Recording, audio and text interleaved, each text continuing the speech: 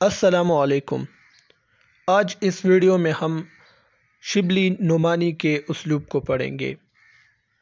جو اسٹوڈنٹس ہیں، طلباء اور طالبات ہیں، اگر پیپر میں اسالیب نثر کے حوالے سے اس طرح کوئی سوال آ جائے، شبلی نعمانی کا اسلوب یا اس کے علاوہ مرزا فرحت اللہ بیگ کا اسلوب یا اس کے علاوہ سر سید کا اسلوب، تو پہلے آپ اس کا مختصر تعارف لکھیں اور پھر بعد میں ان کے اسلوب پر لکھیں، تو انشاءاللہ اچھے مارکس پیپر میں آئیں گے۔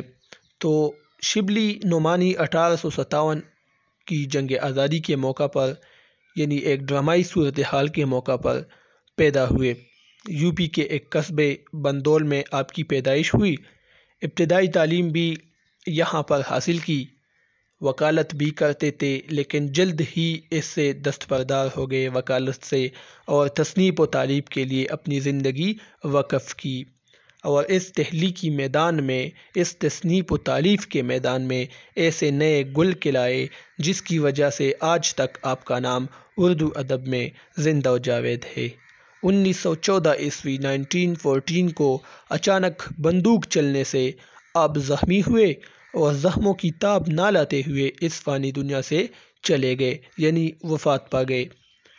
ان کے تصانیف الفاروق، المامون، شعر العجم، موازنہ، انیس و دبیر اور سیرت النبی صلی اللہ علیہ وآلہ وسلم، اور اس طرح 2-3 کتابیں اور بھی انہوں نے لکھی ہے۔ تو اس طرح جب آپ لکھیں گے تو پھر آپ ان کے اسلوب پر آئیں گے۔ شبلی اردو ادب کے ایک بہت بڑے شاعر اور انشا پرداز ہیں۔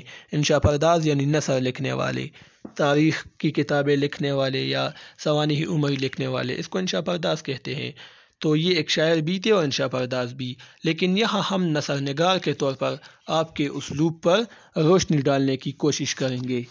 شبلی اردو کے وہ سجیلے نثر نگار ہیں جنہوں نے عروس نثر، عروس نثر کا مطلب ہے نثر کی دلہن، یہ خوبصورتی کے لیے یہاں پر استعمال ہوا ہے کہ وہ سجیلے نثر نگار ہے شبلی، جنہوں نے عروس نثر کو اس طرح سجایا کہ اپنے تو اپنے، پرائے بھی آنکھیں پاڑ پاڑ کر دیکھتے ہیں۔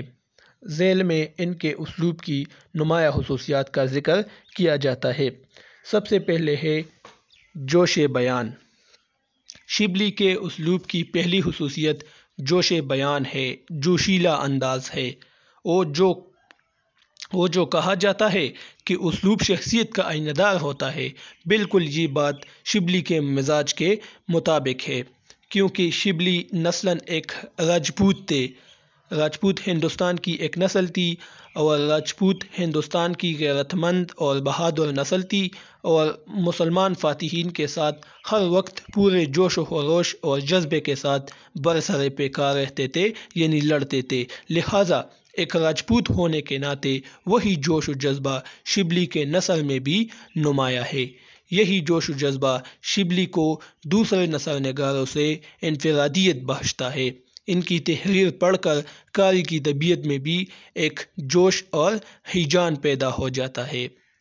اگلی خصوصیت ہے شبلی کے محبوب الفاظ، یعنی شبلی کے پسندیدہ الفاظ جن کا استعمال وہ بہت زیادہ کرتے ہیں۔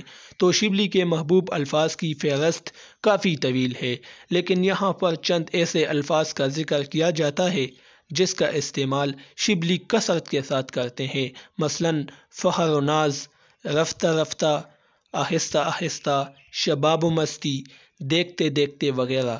جس بھی نثر میں اس طرح کے الفاظ کثرت سے ملتے ہیں تو ان کے پیچھے شبلی کی شخصیت چھپی ہوگی، یعنی آپ جب نثر پڑھیں گے اور اس طرح کے الفاظ آپ کو بار بار سامنے آئیں گے تو سمجھ لینا کہ یہ شبلی کی تحریر ہے، یہ مضمون یا یہ تاریخ کی کتاب جو بھی ہے یہ شبلی کی لکھی ہوئی ہے، کیونکہ اس طرح کے الفاظ شبلی اس طرح کے الفاظ کا بہت زیادہ استعمال کرتے ہیں۔ اگلی خصوصیت شبلی کا شاعرانہ اسلوب۔ شبلی ایک نثر نگار ہونے کے ساتھ ساتھ ایک بہت بڑے شاعر بھی تھے۔ یہی وجہ ہے کہ نثر لکھنے کے دوران بھی کبھی ہم قافیہ الفاظ اور کبھی باوزن الفاظ کا استعمال بھی کرتے ہیں، جس کی وجہ سے نثر میں ایک آہنگ، ایک ردم کی کیفیت پیدا ہو جاتی ہے۔ مثلاً وہ کہتے ہیں ترک شجاعت شجاعتر ہو گئے، ایرانی تہذیب میں ممتاز تھے ممتاز تر ہو گئے۔ یعنی یہ ایک نثر کی مثال ہے، لیکن یہاں پر آپ دیکھیں ایک شاعرانہ کیفیت سامنے آ جاتی ہے، تو یہ بھی شبلی کی ایک اہم خصوصیت ہے ان کے اسلوب کی۔ اگلی خصوصیت شبلی کی مقصدیت۔ شبلی نعمانی چونکہ علی گڑھ تحریک سے وابستہ تھے اور یہ تحریک ایک مقصد کے تحت وجود میں آئی تھی کہ مسلمانان ہند کی اصلاح کیا جائے، لہٰذا شبلی نے اس مقصد کے لیے مسلمانوں کی اصلاح کے لیے تاریخ کا میدان اپنایا اور مختلف تاریخی شخصیات اور اسلام کے ہیروز کی زندگی اور ان کے کارناموں سے مسلمانوں کو خبردار کیا۔ اس ضمن میں الفاروق، المامون اور سیرت النبی صلی اللہ علیہ وسلم قابل ذکر ہے۔ الفاروق میں انہوں نے حضرت فاروق رضی اللہ تعالیٰ عنہ، المامون میں مامون ہارون الرشید اور اس طرح کی تاریخی شخصیت کو پیش کیا ہے، اور سیرت النبی حضرت محمد صلی اللہ علیہ وسلم کی زندگی پر یہ کتاب انہوں نے لکھی ہے۔ ایجاز و اختصار۔ شبلی نعمانی کی اگلی خصوصیت ان کے اسلوب کی وہ ایجاز و اختصار ہے۔ ایجاز و اختصار کا مطلب ہے بڑی سے بڑی بات کو مختصر سے مختصر الفاظ میں اس طرح بیان کرنا کہ قاری یعنی پڑھنے والا اصل اور پورے مفہوم کو سمجھ سکے۔ یعنی ایک بہت بڑی بات ہے، اس کو مختصر لفظوں میں اس طرح بیان کرنا کہ سامنے والا سمجھ بھی سکے ان کو، تو اس کو کہتے ہیں ایجاز و اختصار۔ شبلی کے اسلوب کی ایک خصوصیت اختصار بھی ہے، یعنی مختصر کرنا بھی ہے۔ وہ سمندر کو کوزے میں قید کرنے کا فن جانتے تھے۔ بعض اوقات ایک بڑے مفہوم کو پیش کرنے کے لیے شعر کا سہارا بھی لیتے ہیں، اور یوں وہ ایک بڑے فکر کو، ایک بڑی بات کو چند لفظوں میں پیش کرنے میں کامیاب ہو جاتے ہیں۔ بقول خورشید اسلام، شبلی وہ پہلے یونانی ہیں جو ہندوستان میں پیدا ہوئے۔ وہ اگر انشا پرداز نہ ہوتے تو مصور ہوتے، یعنی اگر وہ نثر نہ لکھتے تو پھر مصور ہوتے، رنگوں کے ذریعے تصویریں بناتے تھے۔